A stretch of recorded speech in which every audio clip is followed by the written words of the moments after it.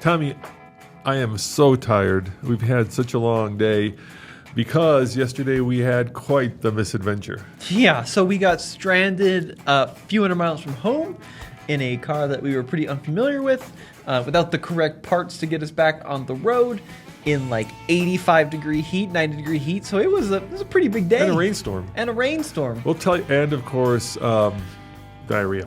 Yes, there was a lot of diarrhea involved. There's a lot of diarrhea. So for our 300th episode, let's talk about the pitfalls of buying classic cars, because there are a lot of mistakes you can make, and we have done them all. Yeah, well, we did them all in one day, which was pretty amazing. Yeah, that is pretty amazing that we managed to fill all of the mistakes into one day. But I have to say, Tommy, most people, when they buy a classic car, would probably not fly down 1,000 miles to go drive it back 1,000 miles without actually having a pre-purchase inspection, and yet that was the very first mistake we made. So let's take a step back and let's go back to a car that we bought like a month ago, which is the Dodge Viper, the very first generation, the 94 that we own. Yeah, so we bought this RT10 Viper to do a series on TFL Classics with, and it's a really cool car, right? It was one of the top dog American performance cars of the 1990s. So we thought it would be cool. We had this idea a little bit after buying that. And everything went right with that. We bought it here, found it on Craigslist. Yeah. And the car was everything the owner said it would be and more. And we had a really great experience.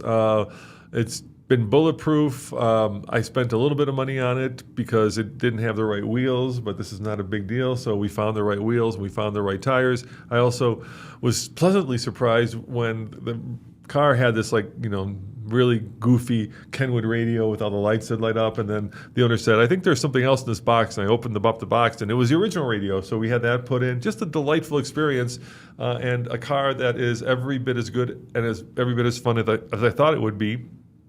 And the owner also, without even mentioning in the ad, had both the soft top and the hard top. By the way, those hard tops are worth a lot of money. We bought the car for $40K, which is, for a Viper, not that bad.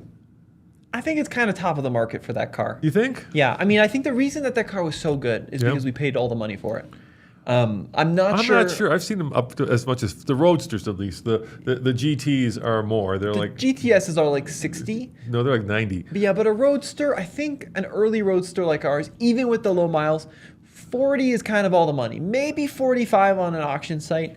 But I mean, I think we got lucky with that car in that it was very well loved and very well maintained. But we also really paid out the nose for it, I kind of think. I don't think so. I think we got a fair price. I think the guy threw in everything that he had. So we have the soft top, we have the hard top, and that car is, in great condition. Everything works on it. There's one issue with it, but you're never going to buy a classic car, even, sub or post $1 million without some issues, right? Every classic car is going to just come with a slew of issues. This one has one issue, and it's not a big issue.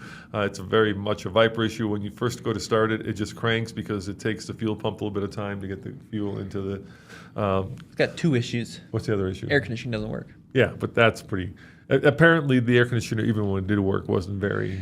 So let's keep going. So we bought this Viper, and we thought it'd be really cool to find the stablemate of the Viper. We can do some really neat videos if we can track down a C4 Corvette ZR1, which was king of the hill back in the 1990s. That's what Chevrolet called the C4 ZR1. They both had about 400 horsepower. It would have been a direct competitor to the Viper. Yeah, and they were both very expensive machines. When the C4 ZR1 launched in 1990, it was one of the fastest cars on the planet. Not even for American cars. It had a top speed of 180 miles an hour, did 0 to 60 in under 5 seconds. It set all these endurance records by traveling 12 hours, 24 hours at averaging over 170 miles an hour. I mean, it was an amazing performance machine, LT5 overhead cam V8, really a cool car. And pretty hard to find. They only built about 6,900 from 5 years from 1990 to 1995. So they're not that common. And now with the new ZR1 coming out, we thought it'd be a good time to get that classic ZR1. It also has this cool feature where you get a key and you can change the horsepower from basically low power mode to high power mode. What is that all about? How does that work? Well, the ZR1 engine, the LT5, was a real technological marvel, especially for General Motors, who had been producing largely the same architecture small block for many, many years. So General Motors at the time owned Lotus, and they went to Lotus and said, we'd love to do an overhead cam engine. So Lotus took their L98 C4 engine at the time, put overhead cam heads on it, and it didn't work. It didn't fit in the car because C4 engines mount from underneath in the assembly line. It didn't fit through the wheel wells and frame rails. Okay, so then they designed an all ground up new engine called the LT5, which was dual overhead cam based on an engine they already had in development. Problem is it had the wrong bore centers, so then they did it again so they could keep with GM small block heritage, get those standardized bore centers.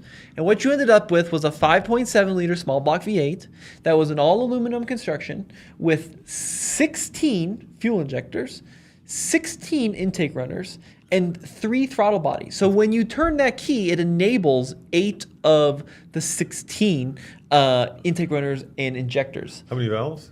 32 valves in total. So it's a magnificent engine. It's a moonshot for GM. 375 horsepower. And the crazy thing is Lotus didn't have the capacity to build it. GM didn't have the facility to build it. So GM then took that Lotus design and went to Mercury Marine, to their Mercruiser division, who had a lot of experience doing aluminum boat engines, and the Mercruiser largely hand-built the LT5 specifically for the ZR1.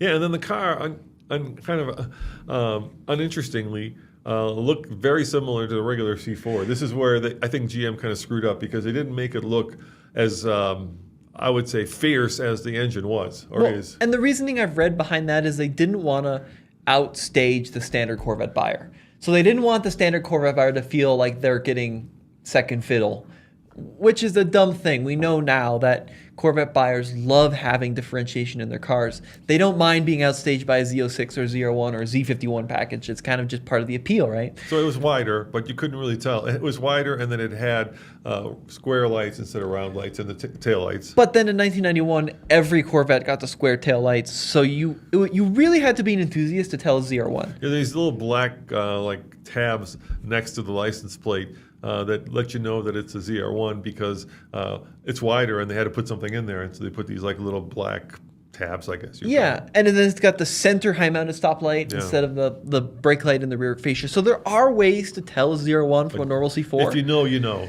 Yeah, and then there was a lot of other changes. Like it had 315 width rear tires, which was insane. It had standard sport bucket seats. It had active get to those suspension. in a second. Yeah, 18-way active suspension. I mean, it really advanced stuff for the 90s. Very electronically controlled, but it was an amazing car. It just didn't look amazing enough. But how much did regular C4 cost? It was about $28,000. And how much, if you got the ZR1, there was a ZR1 package, how much did that cost? Roughly doubled it. So standard Corvette 30, ZR1 option package, the single most expensive option ever installed in an American car, was another 30 grand. So it was a $60,000 car. And then the one we bought, somebody actually paid $20,000 over sticker when they originally bought it. In today's money, how much would that be? So the sticker on the car is 61 grand. That's about $158,000 in today's money. But the original owner bought it for $85,000, which is the equivalent of $222,000 is what someone paid for this Corvette. Yeah, so we found this one in Phoenix, and I love Phoenix because it allows us, I love flying down and then driving home. I think that's one of, for me, more than the car, the experience is what I really value. And the chance for me and my son here to go pick up a dream car, one of my dream cars, on my birthday, right, which it was my birthday, was, an opportunity too good to miss. So we, went on Bring a Trailer and we found this car, and, without a pre-inspection purchase, we purchased it. And I think the problem with Bring a Trailer is that you get a lot of pictures, and if you know what you're doing, you can make a car look really good without knowing what the internals are, right? So the exterior and the interior are fabulous. How many miles on our car? 26,000. Which is great, right? For a 35-year-old car, 26,000 miles. But, you don't know what's going on with it mechanically, which we will get to in a second. So for me, it was kind of a bucket list. On my birthday, fly down to Phoenix, pick up this car, drive to Moab halfway. Well, and it's worth noting, too, that realistically, Bring a Trailer and Cars and Business and all these sites recommends that you get a pre-purchase inspection. But nobody does. But it's in the real world, especially when you're 1,000 miles away, facilitating that owner to take time out of their day to go bring the car to some mechanic. You don't know if you can trust the mechanic. You don't know anything about them. He could bring it to his buddy. You just don't know. Yeah, to go look at the car and then facilitate that over the phone, and then you got the auction ending in 3 days when we found this car. It's realistically, I know we should be doing it, but it's very difficult to make that happen. So these cars are coming up in value. We paid $27,000 for ours. If you go to Haggerty, it says it's worth like $23,000, and I always feel like that there's like a 25% premium at least when you buy stuff on Bring a Trailer. There's just this like like a restaurant sheen when you go to a restaurant and foods. There's a Bring a Trailer sheen on these cars.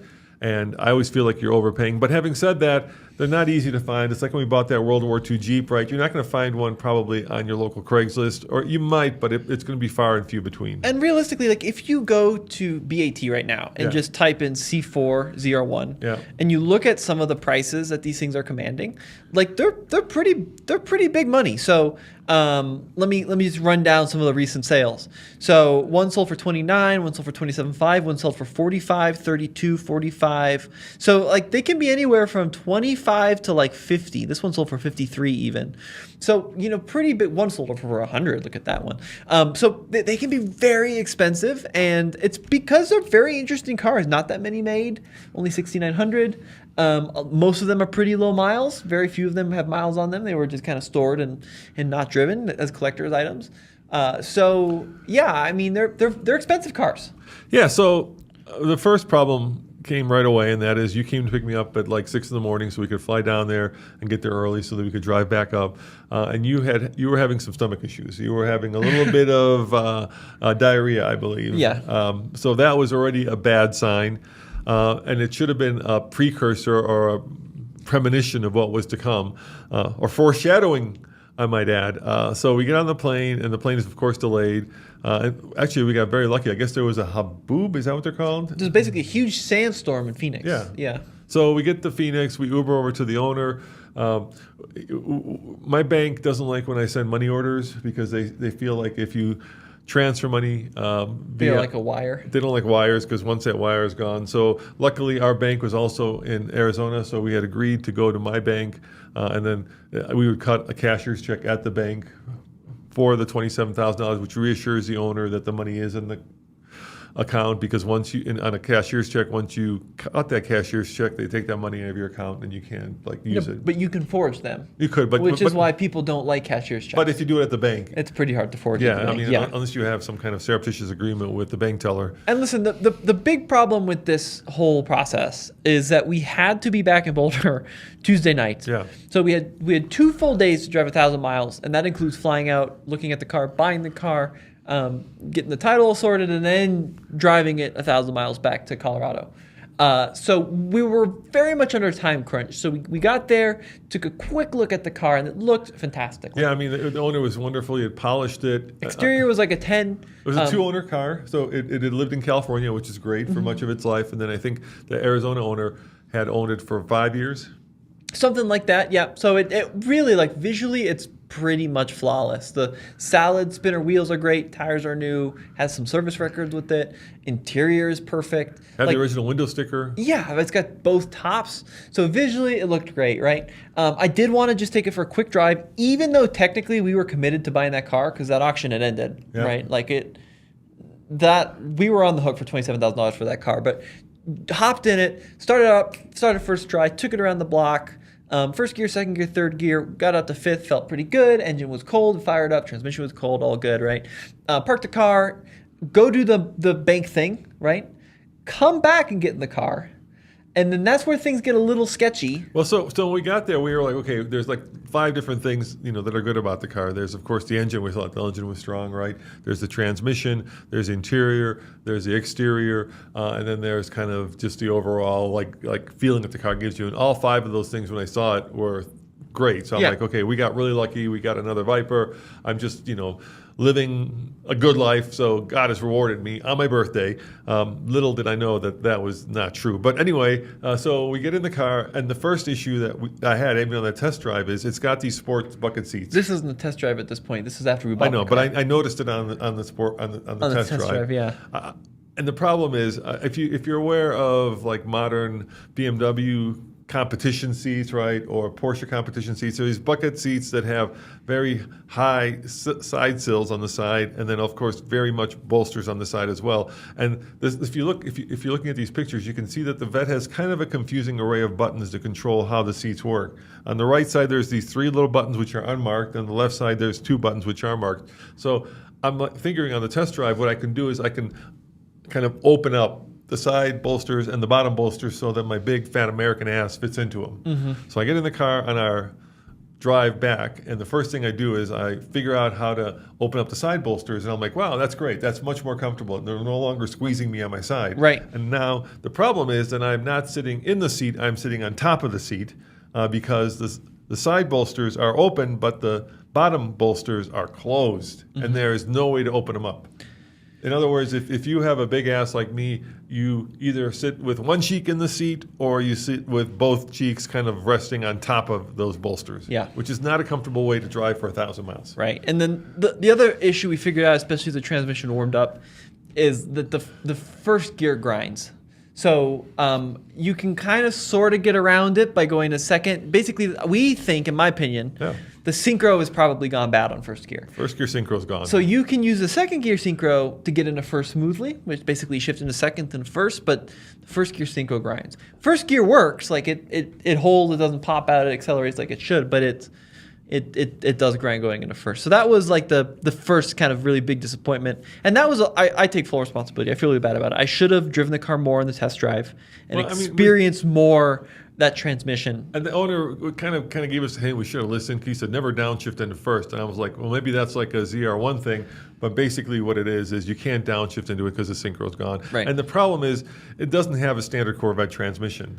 Well, it's got a ZF6, but it's like a different ZF6 compared to a standard C4. So it's gonna be a very expensive fix to get that thing back. Yeah. To where it needs there are to be. specialists who work on these, but it's not going to be like you take it to your local transmission shop and have that synchro fixed. It might be a transmission outfix if we want to not live with it. So that was kind of disappointing. Look, I don't blame the owner. I blame us, right? We bought this car. Sure, right. We should have known better. I don't think the guy was being dishonest. I just think he had the car and he used it to drive on the weekends, the cars to coffee. It's one of those cars where I think he probably spent more time polishing the exterior than fixing the interior. When I say interior, I mean engine. Even though he did tell us he spent $10,000 like replacing injectors and putting on new tires. So I could be wrong about that. Yeah, I think when you mean interior, probably mean like engine and mechanics. Yeah, mechanics of it. I think that there's a lot of really good things about the car. Like it's a very straight car. It's got a pretty good ownership history, right? Engine feels pretty strong. Suspension's excellent. Brakes are good. Steering's really good. It's just like we learned pretty quickly that transmission is going to need some love. And I was hoping maybe we could get away with maybe it's just like a master cylinder for the clutch master that's gone bad, but that's been replaced. That's been gone through. So that tells me that this has probably been a persistent issue for quite some time.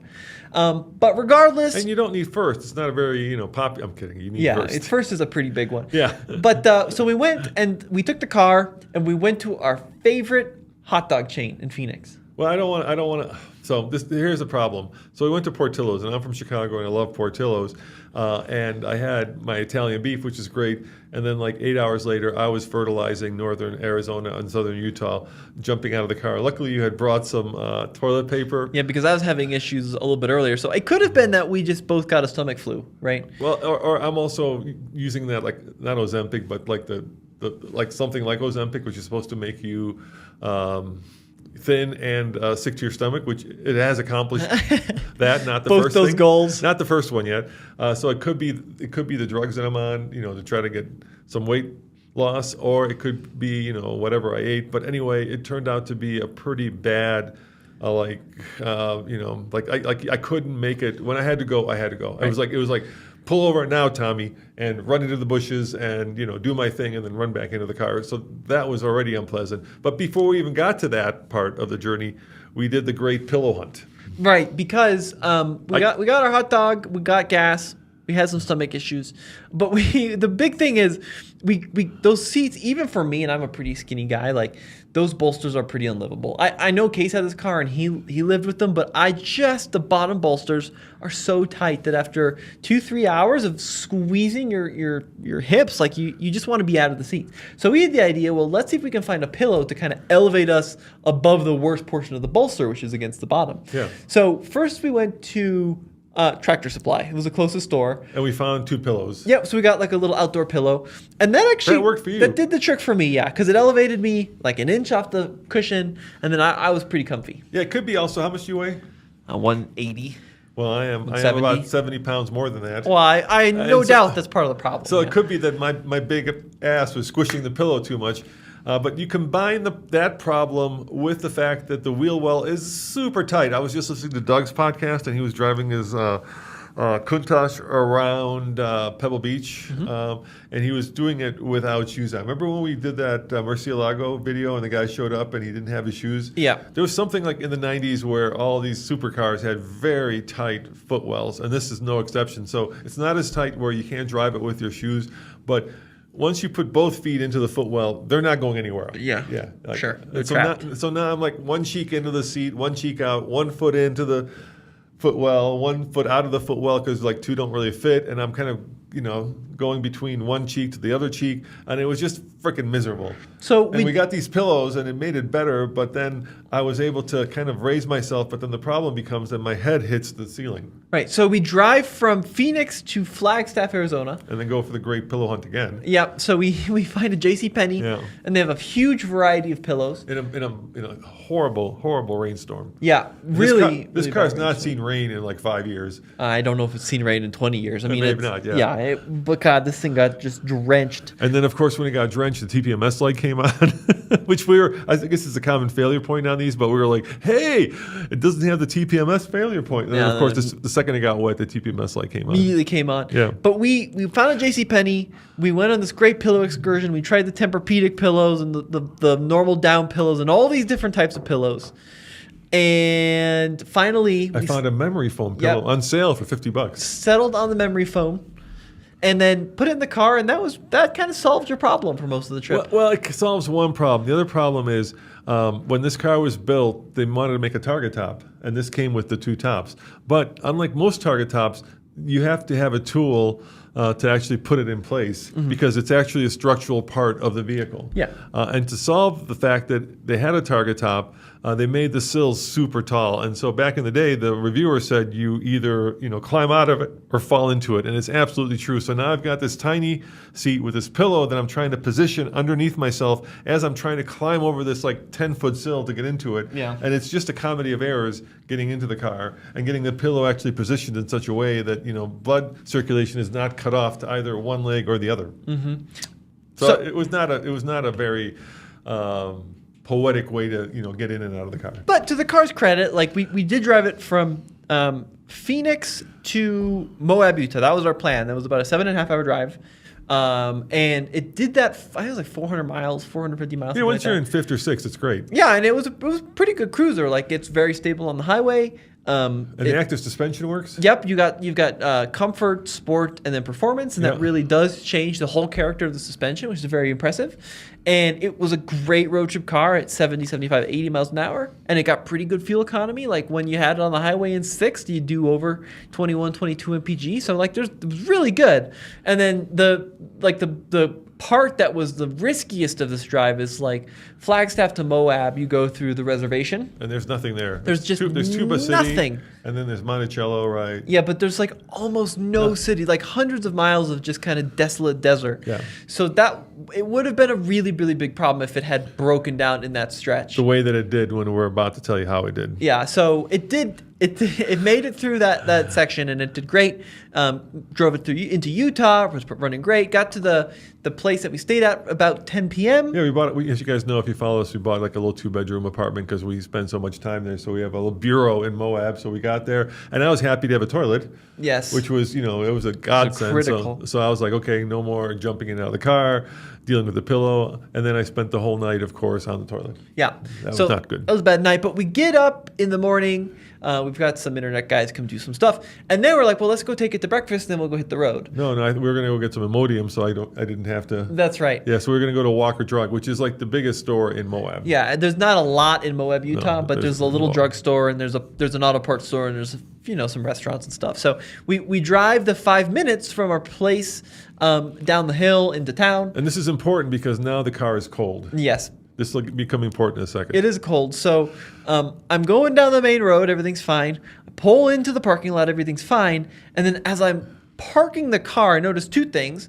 First of all, the steering is really heavy. Yeah. And then there's a little ding on the dash that says check gauges. Yeah. And when you look at the warning panel, there was a battery charge light on. Yeah. And we're like, oh shoot. Oh, because we bought a Mercedes in Georgia and drove back and had the alternator go out. Yeah. So you can't drive without an alternator, at least not very far. Well, yeah, you're kind of stuck. You're kind of stuck. So we're like, uh-oh. So I'm like, hey, let's open the hood. And the second we went to open the hood, like all this like smoke comes out from underneath the car. And Tommy had turned it off, and I'm like, wow. What's going on? I'm like, Tommy, turn it on. And the second you turn it on, I look down, and the oil line between the oil cooler and the engine has become disconnected, and now the car is pulsing oil out all over the place. I mean, right. At high pressure, like a cut artery, right? It's just like. Yeah. And the whole engine is covered in oil. The whole underside of the car is covered in oil. We went through I think it takes 7.5 quarts. We went through 7.5 quarts in like 22 seconds. Yeah, well, and then when I say went, it went out of the car. I mean, in retrospect, we got incredibly lucky that it A, didn't happen in the middle of the desert at night, which would have been a big problem, and B, that it happened when we were basically parked. Because you could see in the parking lot where that line had let go. Yeah. Because maybe 15 feet from it's like the Valdez, the parking spot. Yeah, there's like a puddle and then a huge stream of oil into the parking spot. Now, the problem is, so the oil cooler line, like you mentioned, connects the oil cooler with the engine. The fuel filter assembly, right? And this is a line that's the fitting on it. There's a nut on one end, and then it goes into the oil cooler on the other end. And it's a crimped line, right? You've got like this little nipple that it's crimped to with the nut on the end. So it's a part that's designed to be replaced as a whole part, right? It's not something that you can replace just the rubber tube and call it good. And it had come out of the engine side. Yes, it had come out on the engine side and the high pressure line. And the low pressure, actually, if you look at it, was also starting to come uncrimped and working its way off that side as well. So like clearly it needed oil coolant lines. And it had soaked the alternator in oil, so we were... Well, it soaked literally everything. So the reason the alternator light came on and the power steering got heavy is the serpentine belt just became a river. Well, at that point we didn't know yet. So what we thought was we didn't have any oil in the car. We didn't have a way of getting that part because you're not going to get that part for a ZR1 in Moab. And we certainly didn't know whether the alternator was working or whether the serpentine was coated in oil so that it was just slipping. We didn't know any of that. And at this point, we're arguing because we're like, what the hell do we do? And Tommy said to himself, I can fix this. So you decided that you could fix this. Right. And I decided you couldn't. It was raining a lot. And I thought... and of course the heavens opened up and it started pouring. Now, I didn't fully understand that at that point that the little brass insert on the rubber hose had come uncrimped from its nipple. You thought that I thought that nut would tighten on that rubber brass fitting, and then you could... I thought it just backed off. So I went out in the rain, and I stuck it back on there and, started the engine. And there was no oil coming out of the engine. But there was no oil in the engine at that point. Well, there's very little oil in the engine. But I think it was important to realize this was not clearly some nerd putting it back on. This is going to fall right off again. Yeah. So went to the Napa Auto Parts store and they're like, we could probably get you one by Thursday. And it was Tuesday, so that was not going to happen. But the problem was Moab is not far enough from the office to warrant waiting a full day or a couple days for parts. It's 6 hours. And luckily, we're very fortunate. We have a team here. We've got Andre, we've got Case, we've got trucks, and we've got trailers. It would have made more sense to have them come drag us back home. Yeah, so my solution was, come get us, guys. We're stuck. We're stranded. Please help. And of course, Andre and Case were like, yeah, we can help you. Yeah, which is great. Now, as we called them, they said, all right, we'll go get the trailer. We'll go get hooked up. It's 10 in the morning at this point. Stopped raining, luckily. About 6.5 hour drive from our home base to where we were at. So we're like, well, let's do a video because we have to document this. So we start filming, and then this guy comes up, nice guy named Matt, and said, hey, watch a channel, big fan. And we're like, oh, that's super nice of you. And we got to chatting, and we're like, so what do you do here in Moab, Matt? He's like, well, I'm a mobile mechanic. We're like, you are? Well, hello. Yes. So I was like, do you mind looking at the car for us? Because clearly, like, well, us two numbskulls aren't going to do much with it. We saw what the problem is. We could see a potential fix would be new lines, but like we couldn't get the new lines. So what do we do? So he goes by and takes a look at it and was like, well, that's probably going to be a problem because we can't get those lines anytime soon. Yeah. So we're like, well, that's a bummer. He's like, but listen, like I've got a day off. I'm waiting for parts for another project. And he basically said, let me see what I can do, right? So I was talking to him, and he had this idea, which was a great idea. He's like, maybe what we can do is we can just remove the rubber portion of that line, right? And then you're going to be left with two fittings, one on either side. And then maybe we could find a rubber hose of the same diameter, bridge that gap, and then find some kind of semi-permanent clamp that can clamp the hose to the little nipples. Now keep in mind, this car has clamps that are holding the hose onto it, but they're these special clamps that once you put them on, they don't come off. They're like crimp clamps. Like Yeah. I don't know much about these clamps. I haven't seen them, but they're like a more permanent solution. And when he was looking at it, he made up the good point. He's like, well, look at this side. It has crimp clamps on it. When I was looking for the parts of this car, there should not have been any clamps on this at all. It should be one piece. So clearly this hose has fallen off before. Yeah, somebody had fixed it before and poorly. And the side that they had fixed was holding. The other side that they didn't fix had fallen off. Yeah. So he took the hose and then went into town to try to find those crimp clamps, basically. So Which you couldn't, which was scary because 80 pounds of pressure is a lot. Yeah, and that engine runs a lot of oil pressure, Yeah. right? And it's all coming through that little pipe. So he comes back with a hose, and then he comes back with like just a standard little worm gear. The worm clamp, yeah. like the ones that you screw on, right? You got a little wrench on, and they tighten. Now it's funny. I was talking to Case, who's kind of our C4 guy at the office, about this, and he has tried something like that as a quick fix on his Land Rover when it broke, and those little clamps typically fall right off because they're not designed. They're designed to hold coolant pipes, right? Yeah, with low pressure. you'll see them on your car, but they're like coolant or there's some other. Yeah, they're not non-pressurized high pressure oil lines, Yeah. right? So Matt doubles up on either side. We really crank it down. He's like, this might get you home. So we say thank you. We pay him for his time, and then the hard part is. We dumped like 6.5, 7 quarts of oil in that parking lot. All over the place. I was just like I say, it was an oil disaster. But thank God we were next to a grocery store, a hardware store, and a Napa. Which had a bathroom, thank God for me. Which was good for you. But for me, what was good is they had like the oil soak up stuff. So I was able to go to you went to the Napa and you bought like the big bag of the oil soak up, and then we spread it around the parking spot that we had ruined, let it soak in. And then we spread around the second parking spot that we had yeah, ruined. because it kept dripping, so spread around that one. And then I went into the hardware store and I bought like a little broom kit. Yeah, we cleaned it all up as much as we could, given the circumstances. I kind of felt like we were doing an episode of Roadkill, except Roadkill would have had a supercharger on by the time we got cleaning up the oil that we spilled. And we paid someone to put on two hose clamps. That's another thing, yeah. Which, 4 hose clamps. And then we could have potentially driven it or tried to drive it all the way home, but the problem with driving it home is we have to go up 2 mountain passes, Vale Pass and basically the Ike Gauntlet. Mm-hmm. And we were afraid that if we did that, putting that much pressure would and then the other problem is the value in this car is the engine. Sure. Right? And if you lose those at the parking lot, we lost the oil in about 22 seconds. Imagine if you're doing 80 miles an hour or 75 going up by 70 up Vale Pass and you lose that clamp. Mm-hmm. You're going to be no place to park, and you're going to blow the engine, and you're going to be done. The car is going to be worthless. So we decided to keep Case coming with the trailer, and we would meet him halfway. Yeah, exactly right. So Case left, and then we ultimately met up outside of Glenwood, and the goal was like we meet up in a place before we hit the Rocky Mountains. Yeah. Because going through the Rocky Mountains, like that's going to need 3rd, 4th gear, high RPMs, high oil pressure. Like there's a good chance something's going to blow. Plus, I-70 is always under construction, and if that pipe blew going up Vale Pass when there's no shoulder, like you'd have to forfeit the engine to save the car. Yeah, plus I'm visiting every bathroom along the way. It's not a pretty sight. No. So Case comes, we load the car up in the trailer, and then he drags us home, and we got home late last night, and we're able to get the car unloaded, and it's still running, and like that hose never let go, but basically now the process, we need to go find some new oil coolant line hoses. Yeah, but they make a kit for it apparently. Yeah, mechanics or oil lines to the they make like a oil cooler. Yeah, kit. So we could probably fix that ourselves. That's not that hard, but the transmission is going to be harder to fix. Look, so it turned out to be a bit of a disaster, train wreck.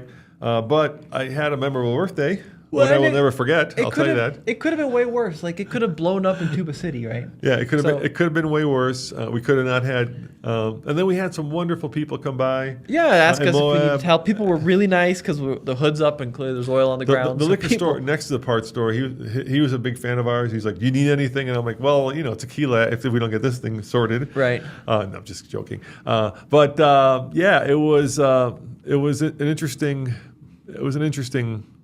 moment in time, and I'm really happy that I got to spend it with you. And even though everything kind of went wrong, we did get the car back, and I'm not upset at all about the fact that the gear. I was upset. I mean, the funny part was like as the trip progressed, we had those 5 points. By the end of it, it was the body's good. Yeah, exactly. Yeah. Yeah, exactly right. So the car, I mean, I think that there's probably this is what I'm figuring out. And the Viper's a little bit of an exception, I think, but not a total exception. Is like these really low mile cars have a lot of problems. The most difficult car that we've ever had to drive in road trip was a brand new Honda Civic with 69 miles. That 1984 Honda threw up a fight every single step of the way.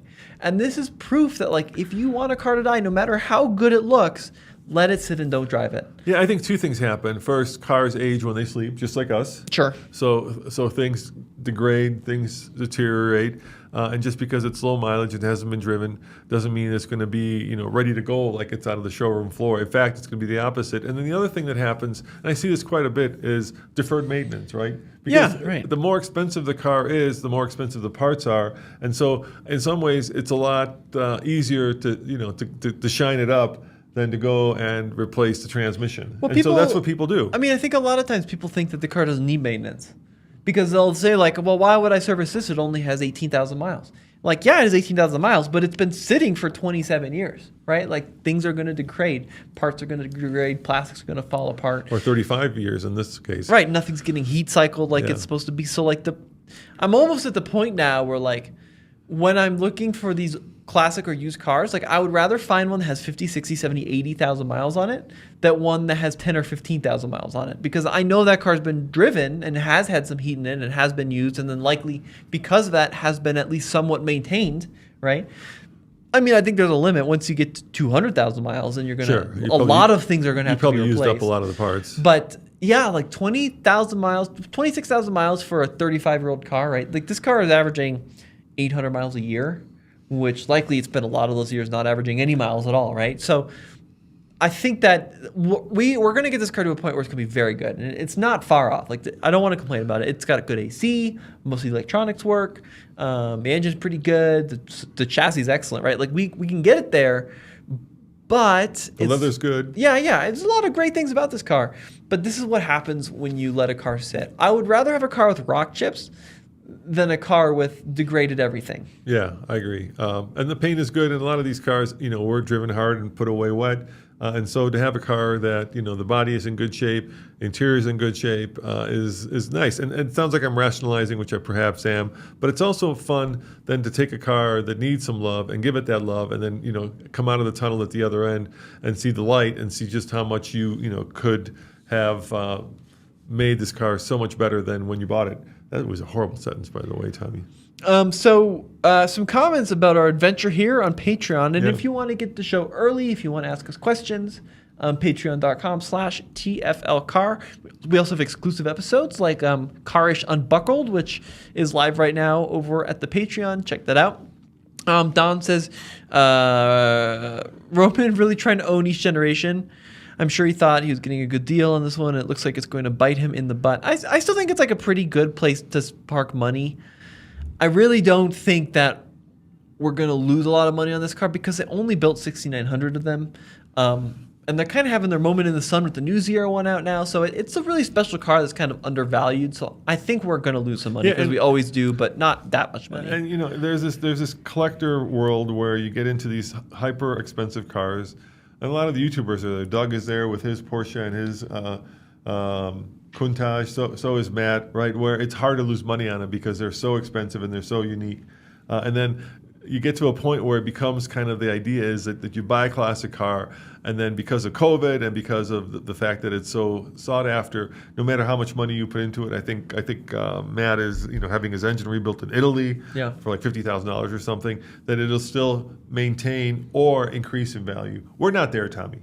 We're not. We're the exact opposite of the world. If we buy a car and we put money into it, it's probably not going to make money, but I'm okay with that. I'm really good with that because I'm making something that is, broken into something that is usable and passing it on to you or the next generation of collectors. And I never came from this world where like you expect to fix a car and make money on it. I expect to lose money on the car. So if I don't lose a lot of money on the car, if we don't lose a lot of money in the car, I'm very happy because the car is, the way it should be. Sometimes my grandfather was like that. Everything the way it should be. Well, and Don said on Patreon too, he said, I think you guys are falling into the YouTube car channel pit where you buy the high performance cars and test them. I understand they are older now, but the only people buying these are people who can spend $40,000 on a car that really should never be driven and kept in a garage.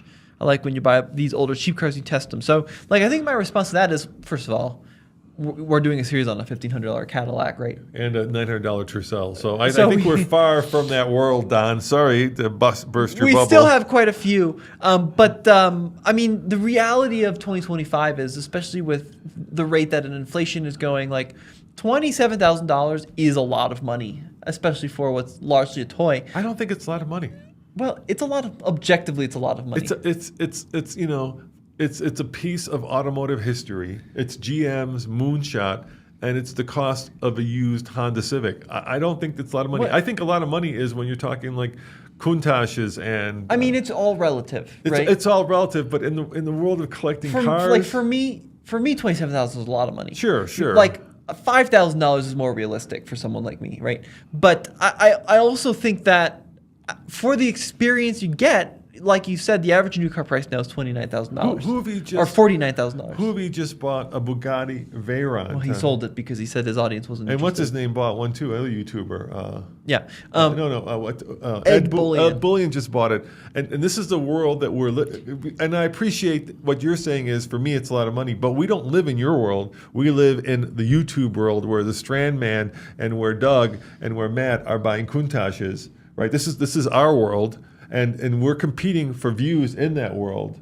And so I think to do it with a $27,000 ZR1 is doing it on a budget. And I also think in the classic car collector world, in the Mecum world, in any, if you watch those auctions, we are at the very kind of bottom of what most people will spend for a classic car that is more than just like, let's say, a fancy Camaro. But I do think we're seeing a lot of pushback on that now.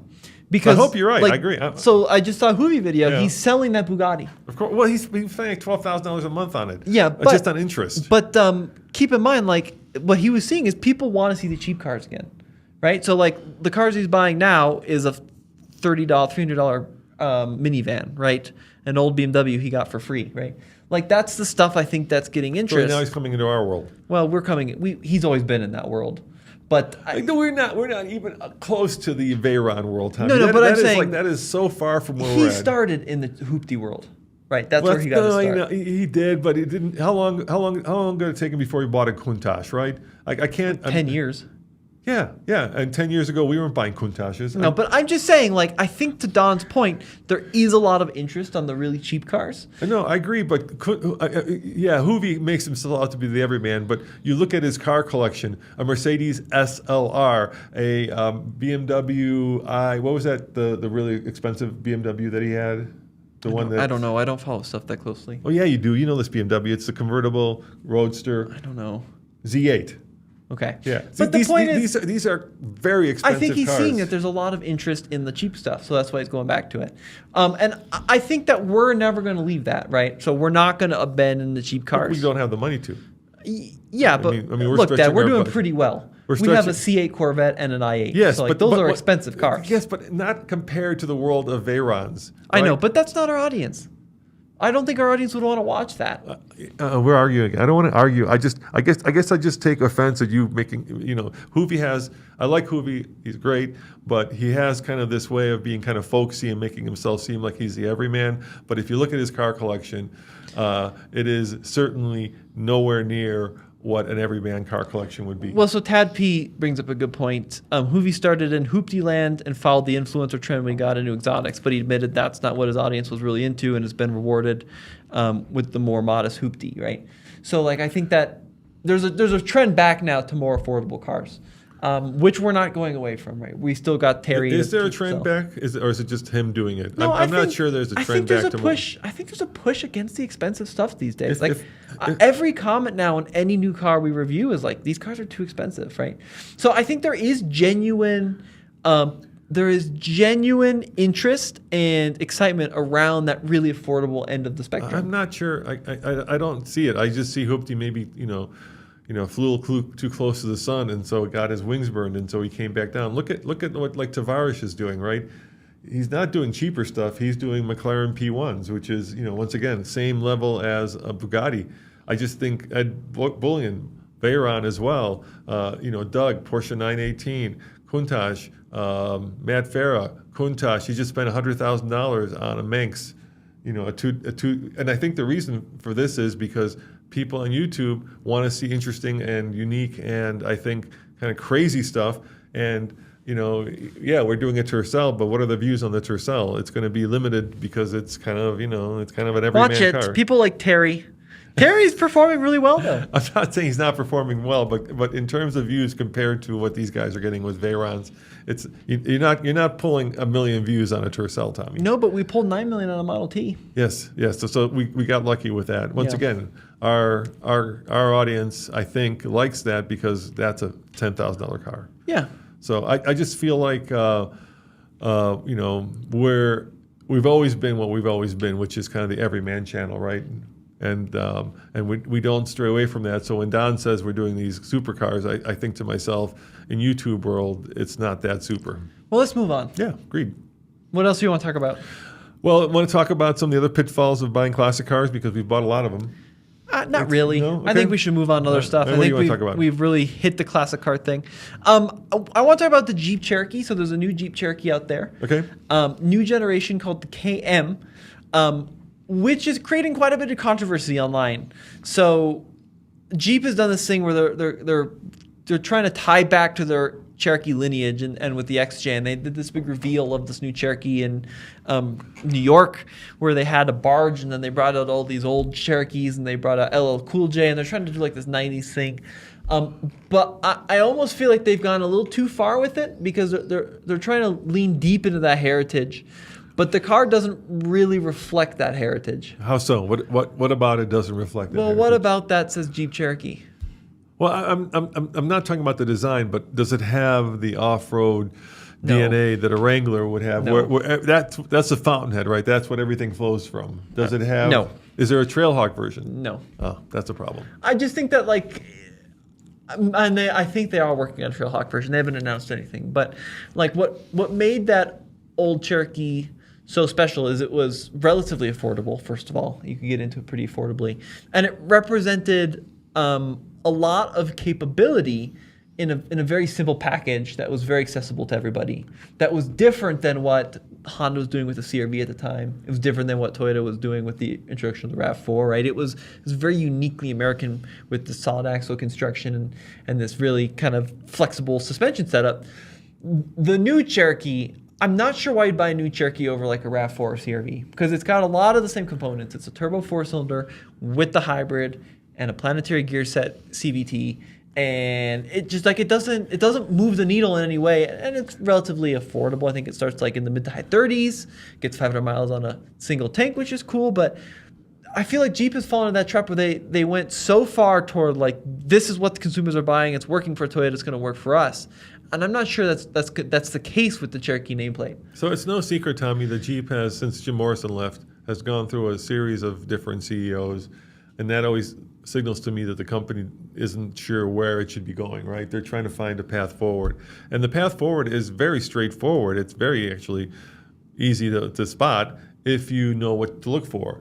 And take a look at what's happening in the rest of the industry, where Honda's coming out with these Trail Sport and Hyundai's coming out with these XRTs, right? These are all vehicles that are on-road vehicles, but have kind of an off-road heritage to them. I should say heritage, have an off-road sheen to them, where they put on knobby tires, where they put on maybe some recovery points and make them much more off-road worthy. I think Jeep needs to, lean in or double down on its off-road heritage, and that all starts with the Wrangler. And the problem was, of course, that Jeep had that world all to itself until the Bronco came along. And the answer, when the Bronco did come along, was a refreshed grille and a bigger screen. And I think what Jeep needs to do is kind of go back, understand what its DNA is, which is the DNA of the Wrangler, and then have everything flow from that. So instead of leading with this Cherokee, they should have led with the Trailhawk. For sure. Right? That's the one that they should have came out with, because that would say to the buying public, this is... And it's funny because everybody else is doing that, and yet Jeep somehow is shying away from that. And I'm guessing that may be because of Carlos, what's his name? Tavares, who is looking at it from very much a European standpoint and not an American standpoint. And so, for him, the things that were important was fuel economy and styling and, all the values that probably sell cars in Europe, and parkability, whereas he wasn't looking at it from an American point of view, which is it's all about what this vehicle says about me as a person. And that, looking at that doesn't say, even though it's in an overgrown field, it doesn't say, if you were to take away those weeds on this picture that we're looking at right now and put it into New York City, it would look just as comfortable there as it does in the wild. And what I want is a car that wears Carhartts, and not a car that wears, I don't know, what's a brand that's very urban. I don't know. I'm not. We're not good with clothing brands. Urban Forever brands. 21. I don't know. American Eagle. I'm just taking that from the news. Yeah. But you see what I'm saying? That doesn't scream to me off-roader. That just screams to me, wannabe off-roader. And so make off-roading what your heritage is, and Americana. Make it, and Stellantis certainly knows how to do it in the Ram. Do you see anything that says American on this thing? Well, apart from the 7-slot grille, it really could be any other brand. Exactly. Yeah. Yeah. So I think there is some criticism to be had here, and I think just Jeep needs to go back to figuring out, what Moab means to the brand and how you take that DNA and sprinkle it into the rest of the. Yep. Yeah. There you go. There's my Jeep Cherokee. All right. Got anything else? Well, there's another bit of news that's kind of interesting. It's a bit that's kind of near and dear to my heart, because I have this split personality where I love off-roaders, but I also love sports cars. And this week, Nissan just announced the last what am I trying to say? GTR. Yeah, GTR. The last GTR. Just rolled off the production. And I'm kind of sad about that, because I kind of started my career at the same time that the current GTR came out. So it was about 15 years ago, give or take. And it's kind of sad to see it go away. And I've kind of followed that car throughout all of its different versions, always lusted after it. Right when it first came out, it was a relatively affordable supercar that showed many of the exotics, Ferrari, Lamborghini, that you can spend $70,000 and have the same performance as a $200,000-$300,000 car. So it was very much an everyman kind of vehicle. And then finally, last year or 2 years ago, we got to go to Japan, and I got to see the car culture there, and I got to understand the GTR in that context. So I'm kind of sad that it's going away. I kind of think it became iconic, and then it got very expensive because the last Nismo versions were, $200,000, and then they became collectibles, so all those guys who collect cars and don't drive them started buying them because they knew. I think those people are actually ruining, in a way, a lot of the hobby for us. All these people who are into, the one theme I saw at Car Week was one of one. That was, everybody just wanted the one of one thing, whether it's, the one of one Singer, or whether it's the one of one Pagani, and the people who want the one of one, they don't drive them, they just collect them, and then they eventually flip them. And that could be the Ford GT, that could be the new Mustang GTD. I think to some extent that could be the ZR1X. And I'm really sick of these super high price cars that only billionaires can afford, while the rest of us, struggle to afford basic transportation. It's become this kind of split thing where there's the billionaires and then there's everybody else. Yeah, I mean, I think... And maybe that's my perspective because I just came out of Car Week. Where, yeah, I think where Car saw Week is kind of a little bit of a... I mean, when there's 19 Ferrari F50s in one town, I think that's kind of But it just drives the point home. It just drives yeah, the but point it's always home. been like that. I don't think it's always been like that. I think it's gotten much don't you think, crazier like, over the years. in the 1920s, all these Duesenbergs, those were one-off cars. Yeah, I mean, you could look at it like that, like we're living in this gilded age where, the high before the fall, right? Mm-hmm. This is what happened in the 1920s before the Second World War. We could be living in that kind of a time. But I'm just tired of you have to beg for an allocation from Porsche to get a GT3. You have to know somebody at Ford to get a GTD, right? You have to be extremely wealthy and have bought 15 Parasengues to get an F80. And I know most people aren't in that world, but it bugs me that once upon a time you could still get a 911 not that long ago for $99,000, and now the cheapest 911 is going to be like $130,000. And I know that's still extremely expensive, but it's just kind of a sign of the time. And where are the affordable sports cars? The Mustang. People don't buy affordable sports cars. This is true. Yeah. Like you got the GR86, and that, I mean, it's a great car, but it's just not a huge seller. Miata, right? Kind of the same problem. So I think that like it's one of those things where people say they want more affordable sports cars, but fewer and fewer people are buying Here's them. my hot take: Miata is not the answer. I think everybody who's wanted a Miata, we just had one at the office, right? Mm-hmm. And I kind of feel like everybody who's had or wanted a Miata has had a Miata. Well, and so the generation's old, but wait till the next gen. It'll come back into the interest. You think? Yeah. I just think it's so I bought an NC, which is the largest of them, so I could fit into it. And then you bought it from the company. I didn't drive it much. You didn't drive it much. Why was that? For the answer is Miata. Why did we barely drive it? Well, I think for me it's because I'm weird, and I just like that experience. Like I like Model Ts. Yeah. And a Miata person's not interested in a Model T, right? So like I think that like I like cars with bigger experiences, so it wasn't for me. But so it's not the answer for you.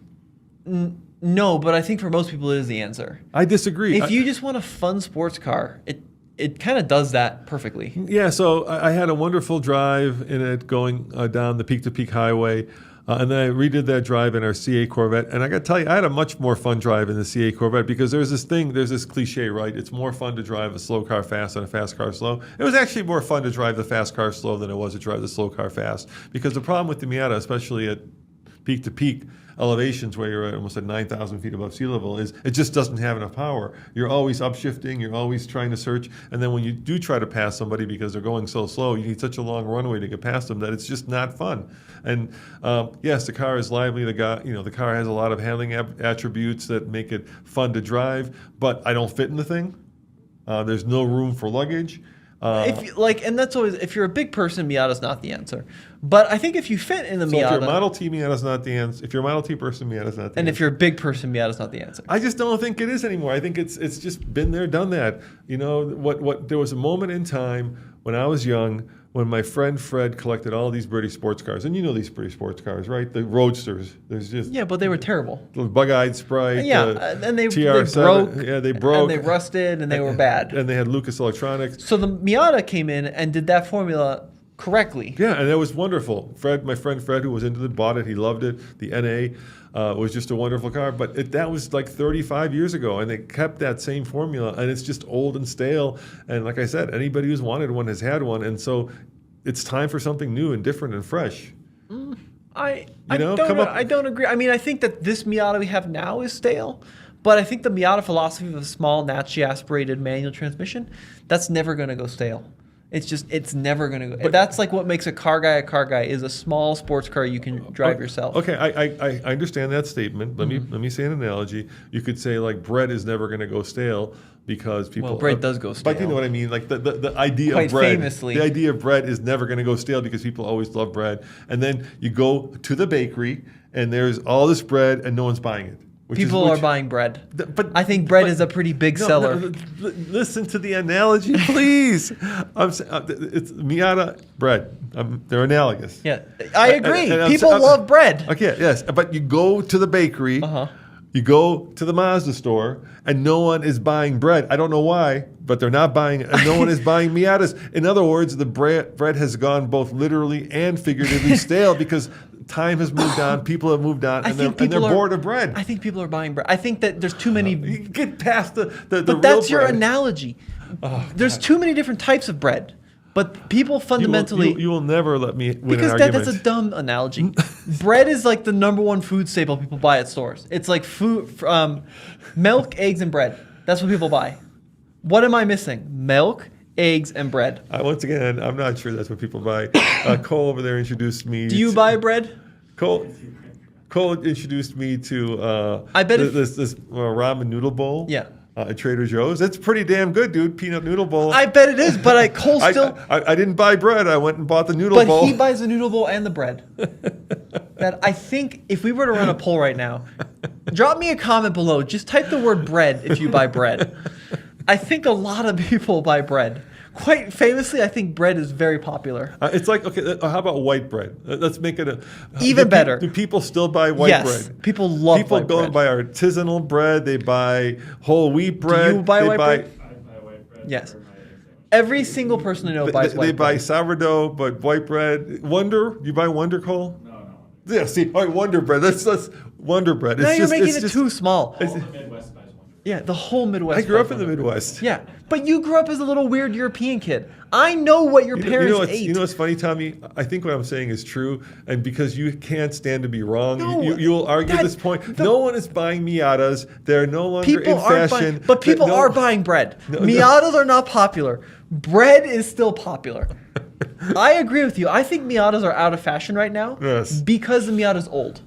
I think it's an old Because car. it's not just the car, the concept is old. No, right? When we had this conversation back in the 60s, if you showed up, let's say, with like some young hot thing in a TR3, Yeah. you were cool. I mean, that was cool, right? Because you had this like British sports car, and it was something very different from all the muscle cars. I was very young in the 60s, but I'm guessing that if you had Sure. some And I like think that's- beautiful young lady yeah. in a sundress and you showed up in this Triumph TR3, you were just cool. Now that car is just like some old professor in his 80s with that weird hat is driving it around. I don't know. It's no longer cool. It's no longer happening. Go And to CU, half the kids are driving Miatas, the cool kids.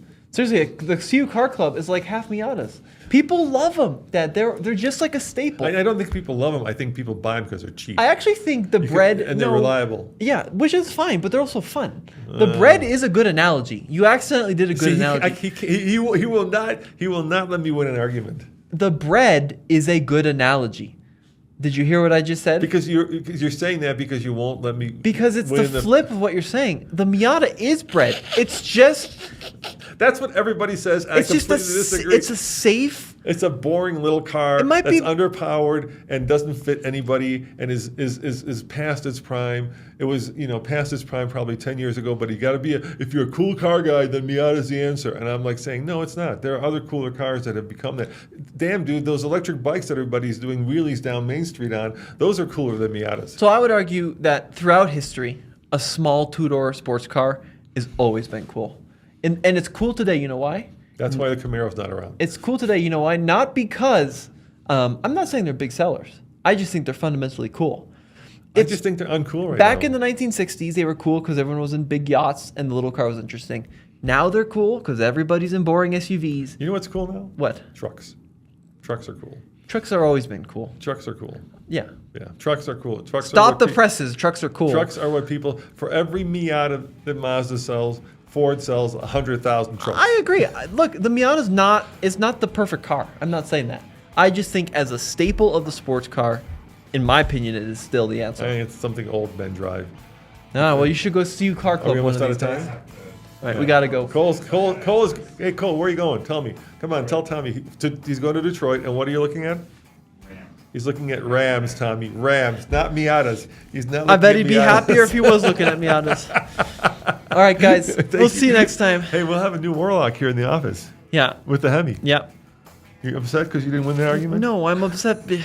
We'll just see you next time. I'm gonna have some bread, Tommy. See you next time.